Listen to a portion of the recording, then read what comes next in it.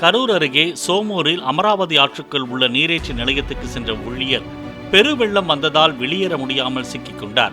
தகவலின் பேரில் சென்ற தீயணைப்புத் துறையினர் அவரை மார்பளவு நீரில் பத்திரமாக மீட்டு அழைத்து வந்தனர்.